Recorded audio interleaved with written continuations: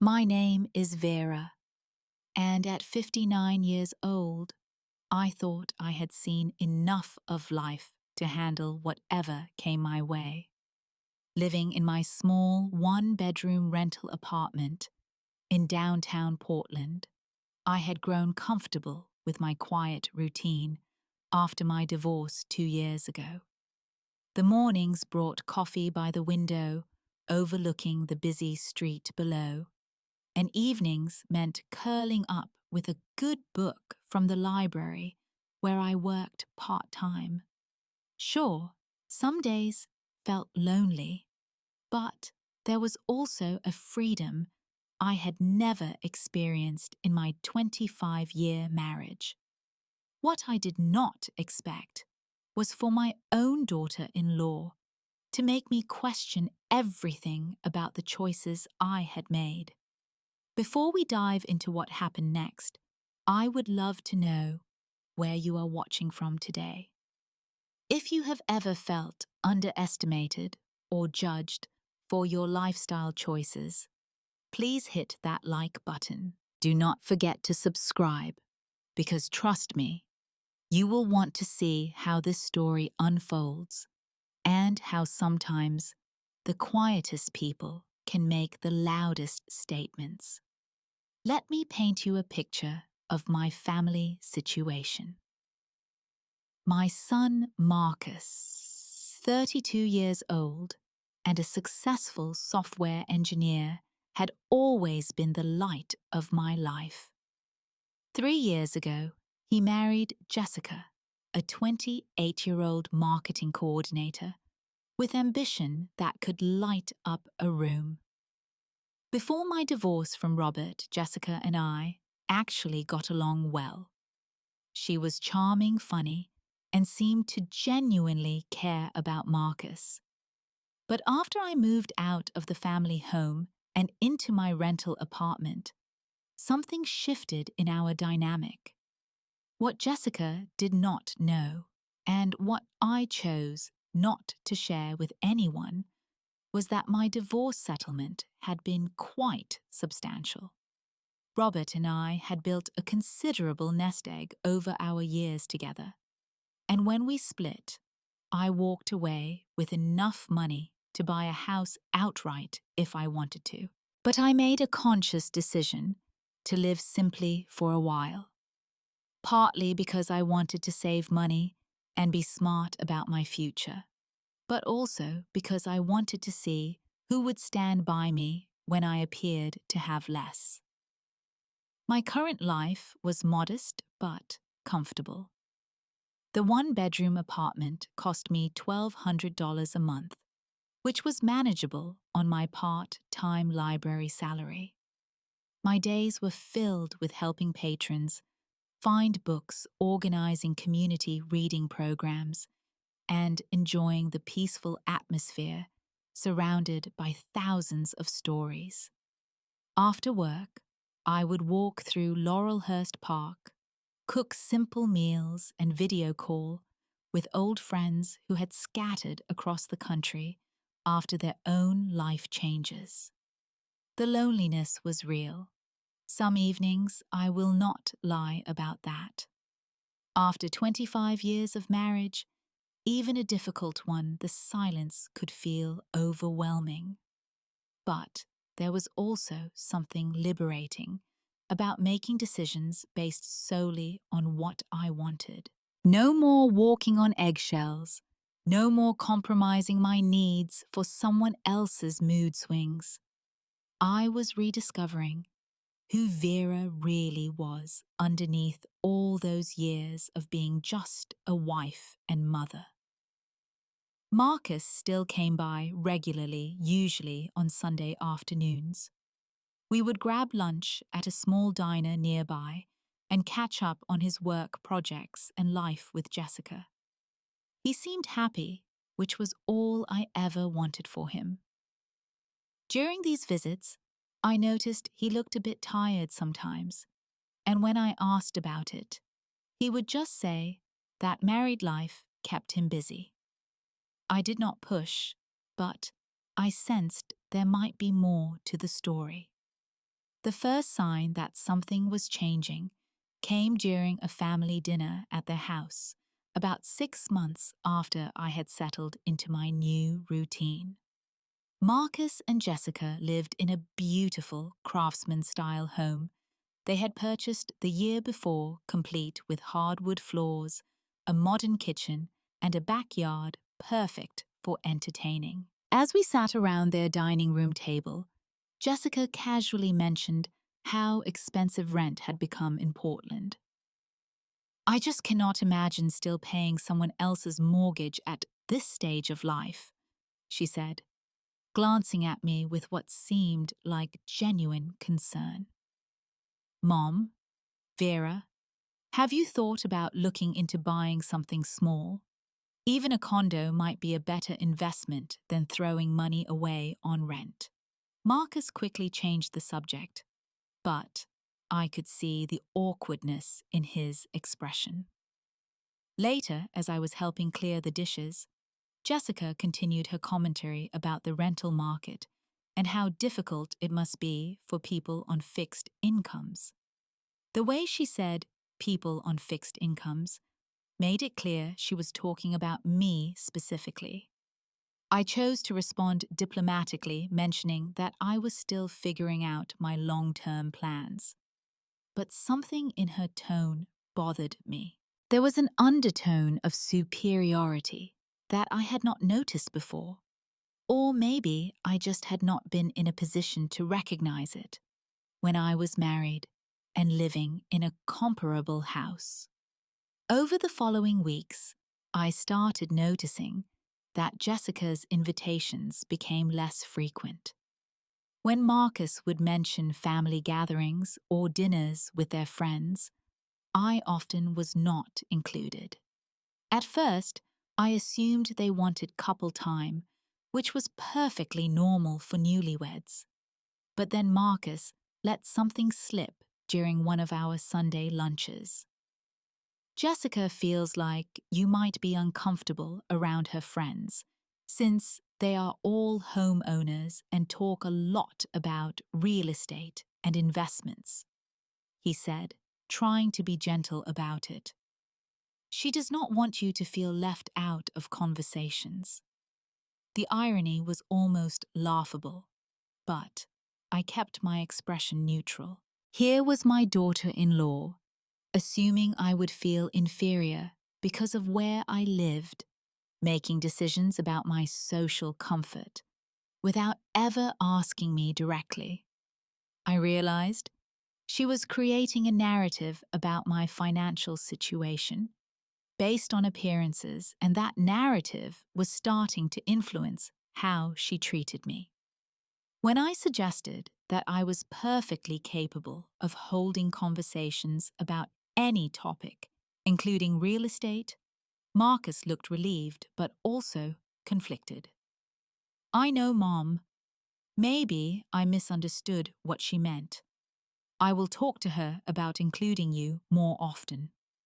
But the damage was already being done to our relationship, and I could feel myself being slowly pushed to the margins of their social circle.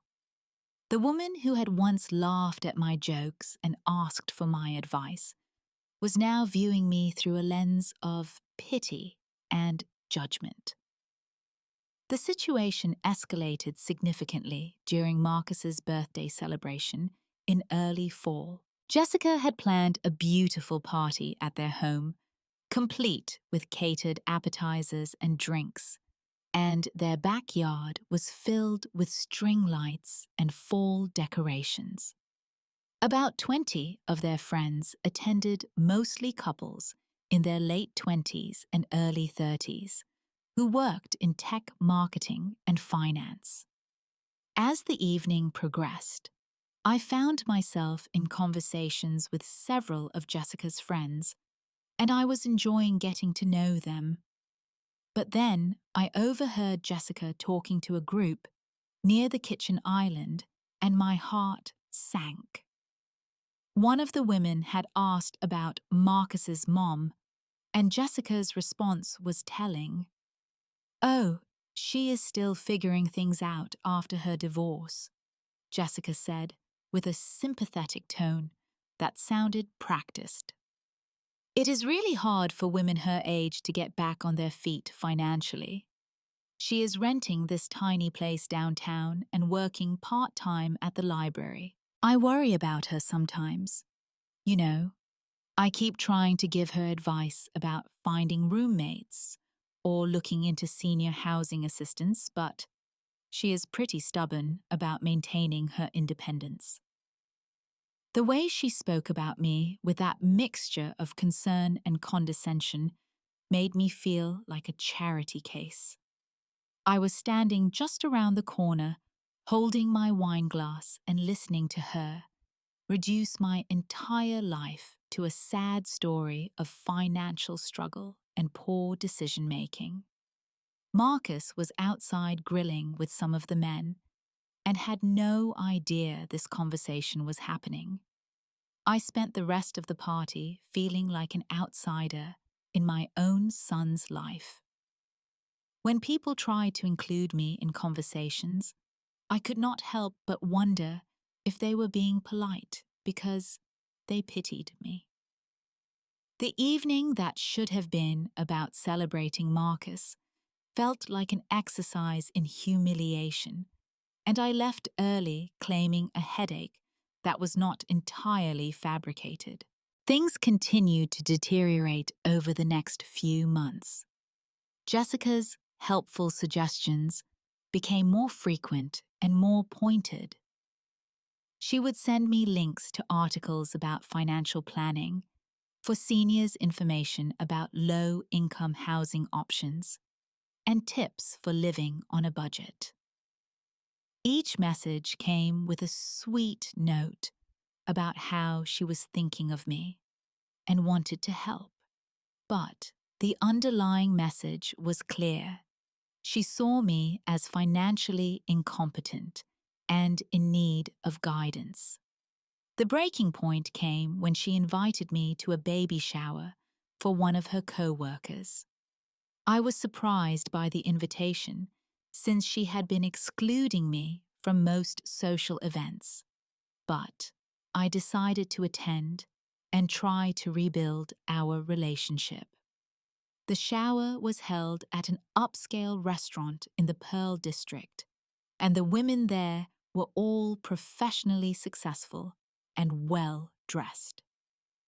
When Jessica introduced me to the group, she said, "This is Vera Marcus's mom. She is such an inspiration still working and renting at her age. It takes real courage to start over later in life." The way she emphasized renting and her age made it sound like I was some kind of inspiring case study in resilience rather than just a normal person living my life. Throughout the afternoon, I had to endure well-meaning but patronizing comments from women who clearly felt sorry for me. They shared stories about their own mothers or aunts who had struggled financially after divorce and offered unsolicited advice about everything from budgeting to dating at my age. Jessica sat there nodding sympathetically, occasionally, adding her own observations about how challenging my situation was. I excused myself and left the party early, feeling more humiliated than I had in years. As I drove home to my small apartment, I realized that Jessica had created an entire narrative about my life that bore little resemblance to reality. And worse, she was sharing that narrative with everyone in their social circle, painting me as a tragic figure who needed their pity and assistance. I tried one more time to address the situation by talking to Marcus directly. During our next Sunday lunch, I carefully brought up how Jessica had been treating me and how uncomfortable some of her comments made me feel.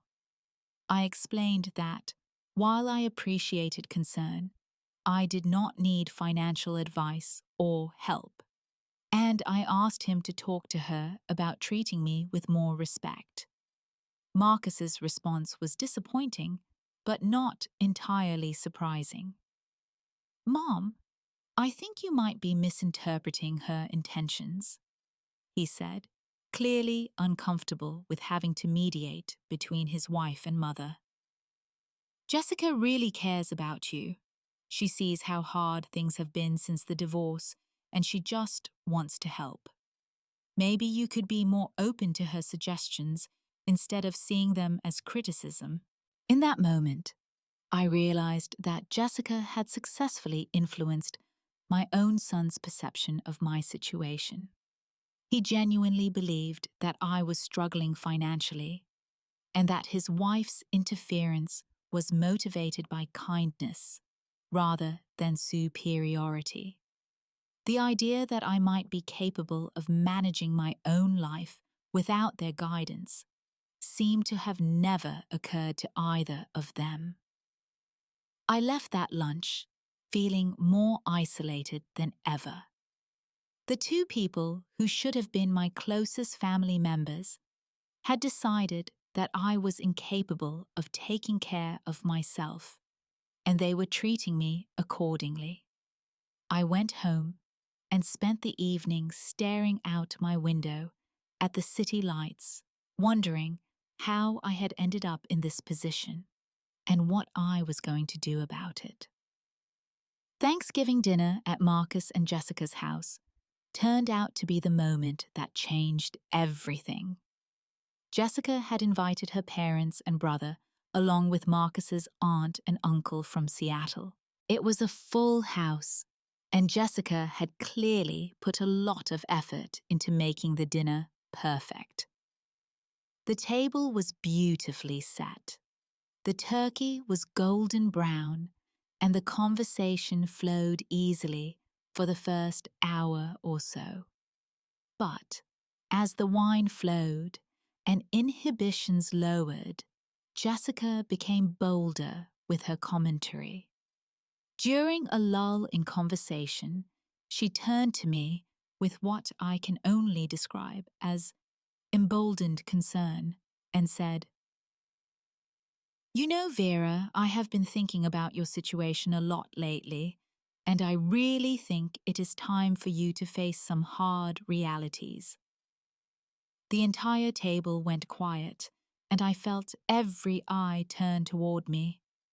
Jessica continued, apparently oblivious to the discomfort she was creating. "You cannot keep living like a college student forever.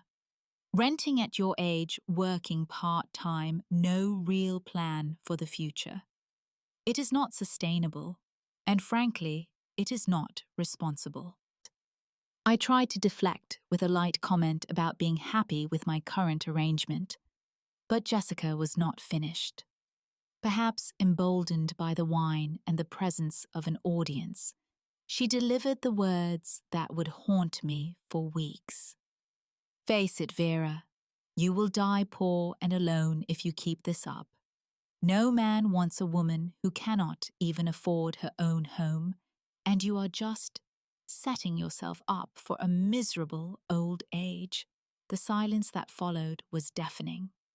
I could see the shock on the faces around the table, including Marcus, who looked like he wanted to crawl under the floor. His aunt gasped audibly, and Jessica's own mother looked mortified. But the damage was done. In front of my entire extended family, my daughter-in-law had essentially declared me a failure as a human being. Marcus finally found his voice and tried to smooth things over, but I was beyond caring about social niceties. I stood up calmly, thanked them for dinner, and walked out of their house with my dignity hanging by a thread. The drive home was a blur of tears and rage, and I spent that night lying awake, planning exactly how I was going to prove Jessica wrong. The next morning, I woke up with a clarity I had not felt in months. Jessica's cruel words had stripped away any remaining patience I had. for her condescending attitude, and I realized that the time for polite tolerance was over. If she wanted to judge me based on appearances, I was going to give her something real to judge. I spent the weekend researching real estate agents and looking at online listings in some of Portland's most desirable neighborhoods. By Monday morning, I had an appointment with Patricia Walsh, a highly recommended realtor who specialized in luxury properties in the West Hills area. When I told her my budget was between $800,000 and $1.2 million cash purchase, she did not even blink. Professional realtors know better than to judge potential clients by their current housing situation. Patricia and I spent the next 2 weeks looking at properties that would make Jessica's head spin. We toured modern condos with floor-to-ceiling windows overlooking the city historic homes, with original hardwood and updated kitchens, and contemporary houses with smart home technology and spa-like bathrooms. Each property was beautiful, but none of them felt quite right until Patricia showed me the villa. The Mediterranean-style villa sat on a corner lot in the prestigious West Hills neighborhood, with 4 bedrooms, 3 full bathrooms, and more square footage than I knew what to do with. The moment I walked through the front door, I felt something click into place. The foyer opened into a living room with vaulted ceilings and a wall of windows that showcased a stunning view of the city and Mount Hood in the distance. The kitchen was a chef's dream, with granite countertops, stainless steel appliances, and an island large enough for serious entertaining. The master suite had a fireplace, a walk-in closet that was bigger than some apartments, and a bathroom with a soaking tub positioned perfectly to enjoy the mountain view. Outside, the landscaped yard featured mature trees, professional lighting, and a pool that sparkled in the afternoon sun. "The asking price is $950,000, Patricia said as we stood in the kitchen. "But there are already 2 other offers, so we would need to move quickly if you are interested." I looked around the space one more time, imagining myself hosting dinner parties in the formal dining room, reading by the fireplace on rainy Portland evenings, and swimming laps in the pool during the summer. More importantly, I imagined Jessica's face when she realized exactly how wrong she had been about my capabilities and resources. "I will take it," I told Patricia. "Full asking price, cash, offer, no contingencies. When can we close?" Patricia smiled and pulled out her phone to call the listing agent. Within an hour, my offer was accepted, and I had officially purchased my first home as a single woman. The closing was scheduled for the following Friday, exactly 10 days after Jessica had told me I would die poor and alone. I spent the week between the accepted offer and closing in a state of nervous excitement. Part of me wondered if I was making this purchase for the right reasons, but every time I questioned my motives, I remembered the humiliation I had felt at that Thanksgiving table. This was not just about proving Jessica wrong.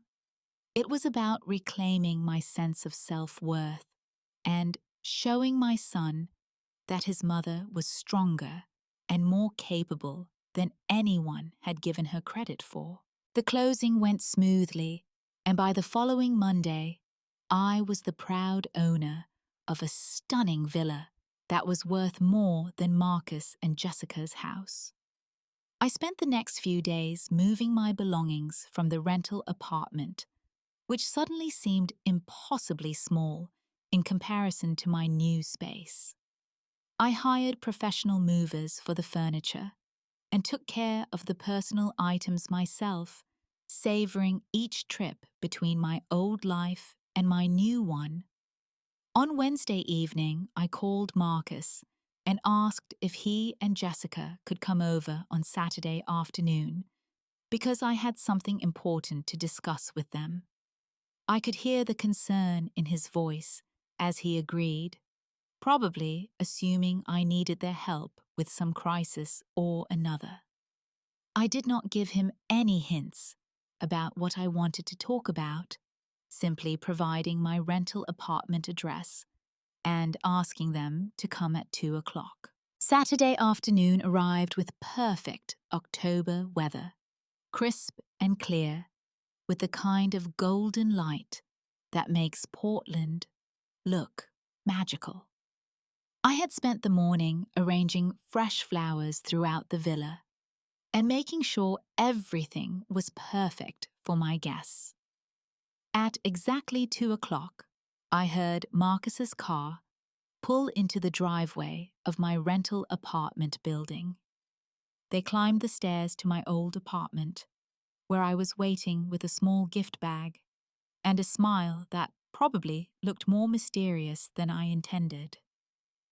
Jessica looked around the familiar space with that expression I had grown to recognize a mixture of pity and slight discomfort that she tried to mask with false cheerfulness. "So what did you want to talk about, Mom?" Marcus asked, settling onto the small couch with Jessica beside him. "You sounded pretty serious on the phone."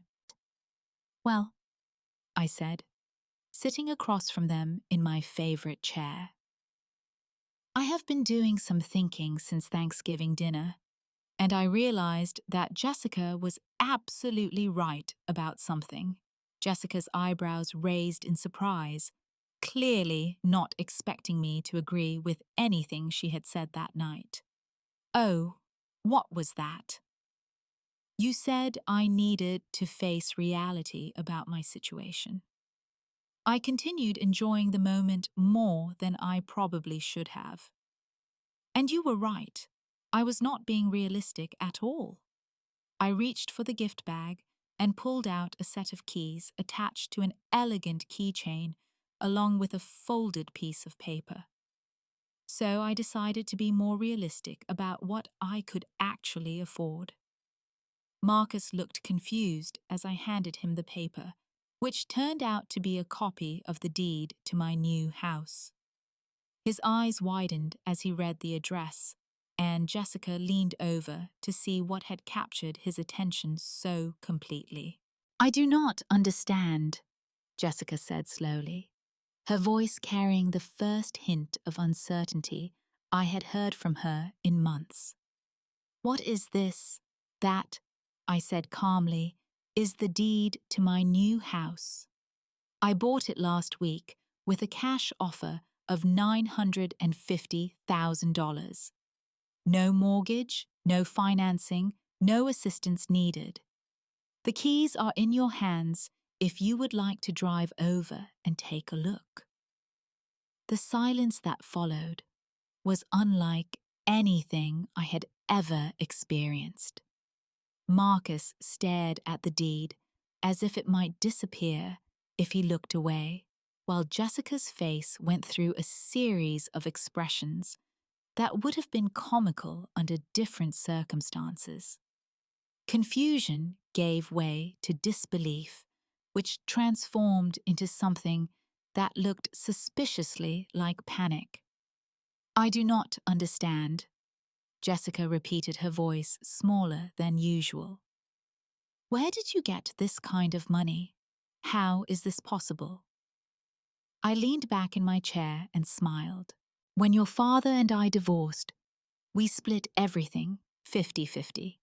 The house, the investments, the retirement accounts, all of it. I walked away with enough money to buy a house outright, plus plenty left over for a comfortable retirement. I chose to rent this apartment because I wanted to live simply for a while and see what my life looked like without all the material trappings. Marcus finally found his voice. "Mom, why did not you tell us?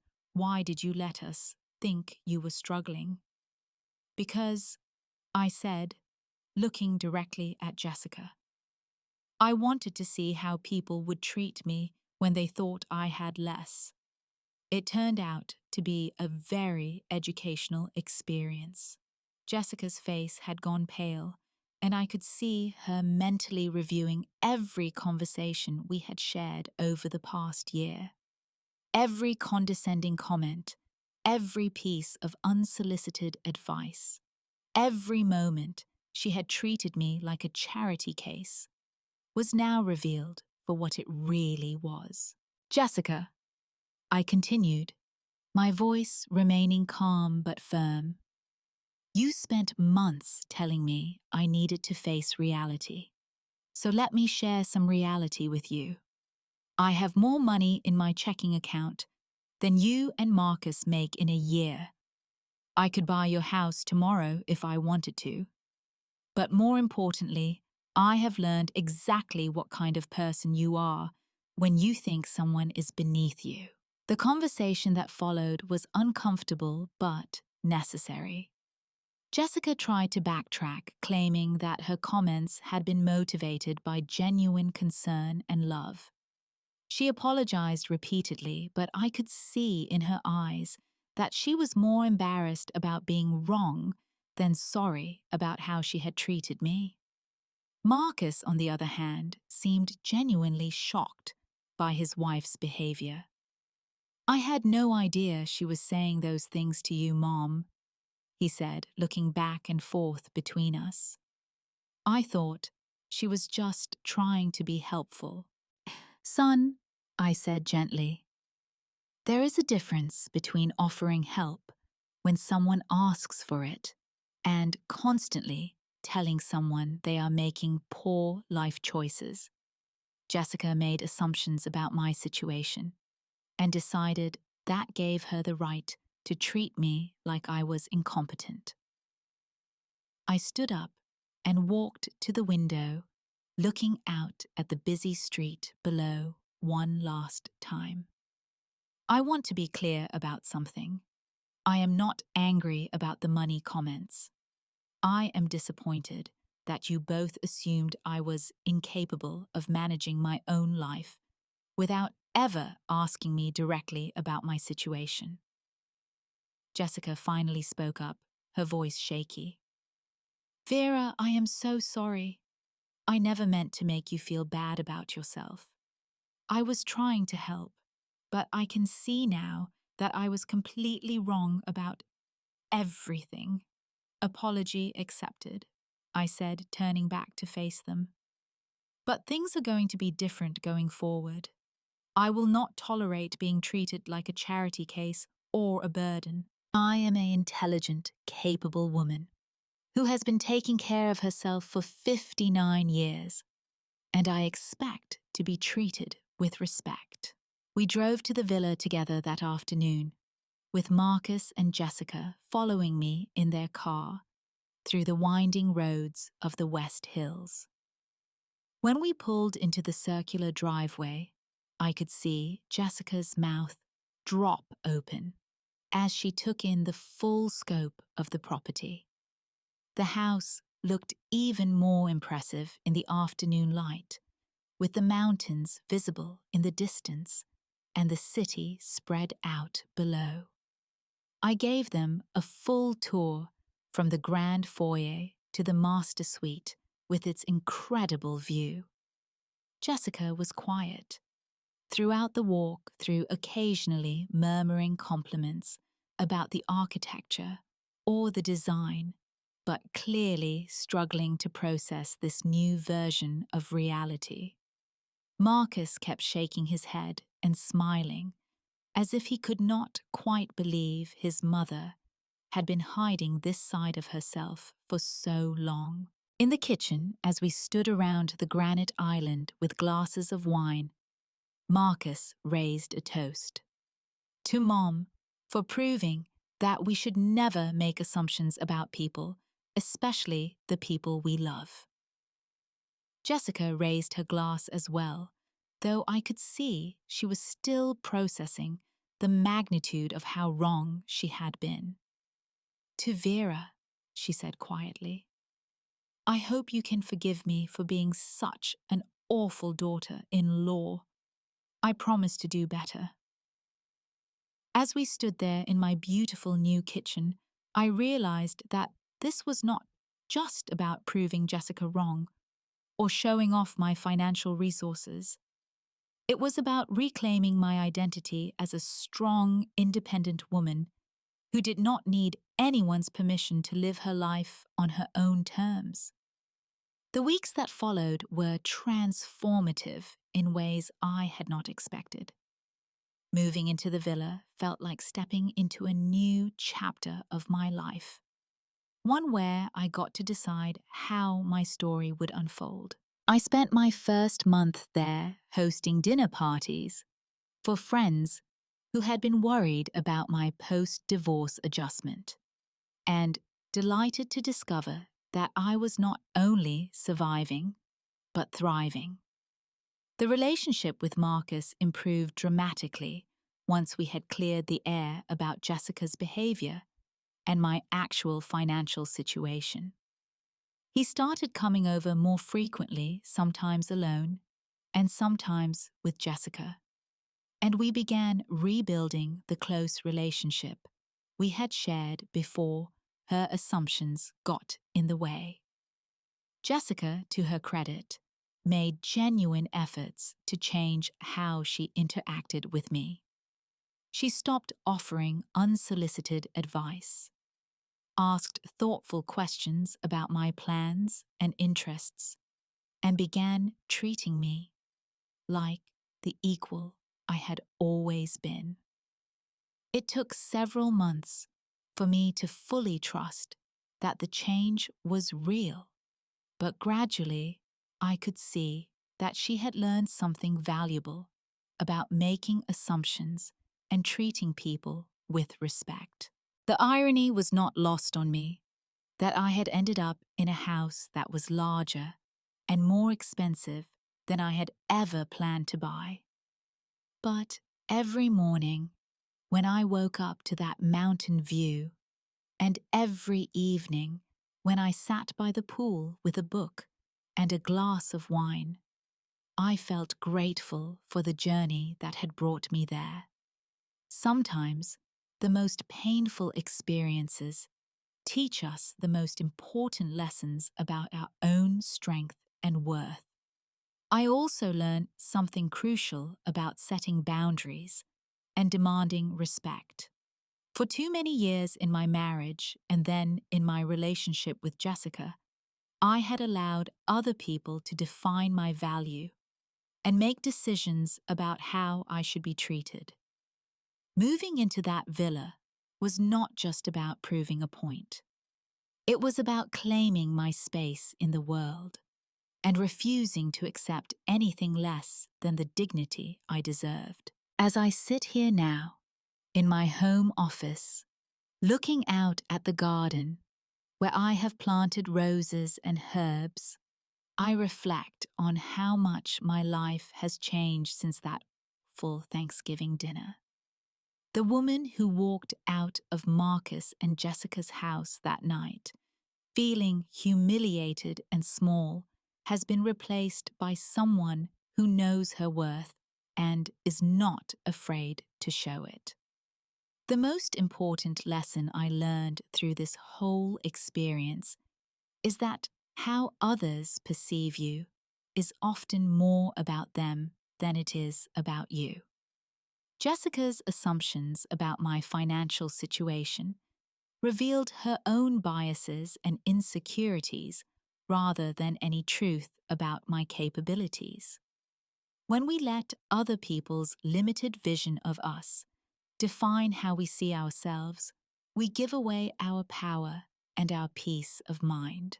I think about women my age who might be going through similar situations, dealing with adult children or their spouses, who treat them as less capable or worthy of respect simply because they are older, divorced, or living differently than expected.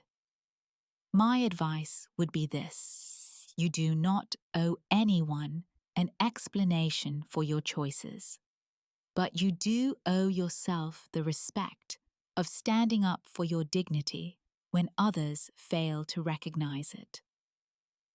Sometimes the quietest revolution happens when you stop trying to prove yourself with words and start letting your actions speak for themselves. Jessica learned that lesson the hard way, but Marcus and I both benefited from her education. Our family is stronger now because we have learned to see each other more clearly and treat each other with the respect that should have been there all along. Life has so many surprises waiting for us, even in our later chapters. Sometimes the person everyone underestimates turns out to be the one with the most interesting story to tell. Now, I want to hear from you. Have you ever been in a situation where someone underestimated your abilities or made assumptions about your life that were completely wrong? How did you handle it? And what did you learn about yourself in the process? Please share your stories in the comments below, because I know many of you have wisdom that could help others going through similar challenges. If this story resonated with you, please give it a like and subscribe to hear more stories about finding your strength in unexpected places. Share this with someone who might need a reminder that their worth is not determined by other people's limited vision of who they are supposed to be. Thank you for listening to my story, and I hope it reminds you that it is never too late to surprise yourself and everyone around you. May you always have the courage to show the world who you really are, especially when they least expect it.